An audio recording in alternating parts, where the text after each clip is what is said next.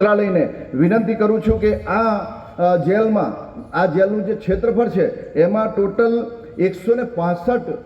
બંદીવાન કેદીઓ આવી શકે, એની જગ્યાએ એમાં 130 પુરુષો અને 40 મહિલાઓ એમ કરી અને 165ની સંખ્યા છે. એની જગ્યાએ હાલમાં 385 હતામાંથી 73 ઓછા થતાં 312 બંદીવાન છે.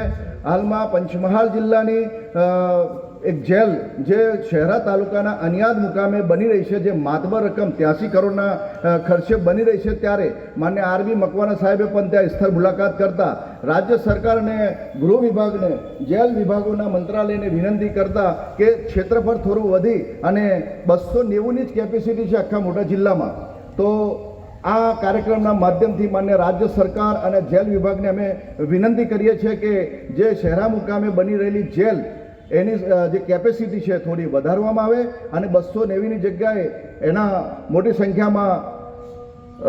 લોકો સમાય એ પ્રકારની સવલત સાથે રહે એવી મારી વિનંતી કરવામાં આવે છે. સાથે હાલમાં અજાન પડાઈ રહી છે એના સાક્ષીએ આ ઘડીએ અને મંચસ્થ બિરાજમાન મહાનુભાવો અને કેટલા એવા લોકો છે, સામે બેઠેલા તમામ અમારા લાયન્સ ક્લબના સભ્યો અને આ ઉમ્મીદ ચેરિટેબલ ટ્રસ્ટના જેટલા દાતાઓ છે,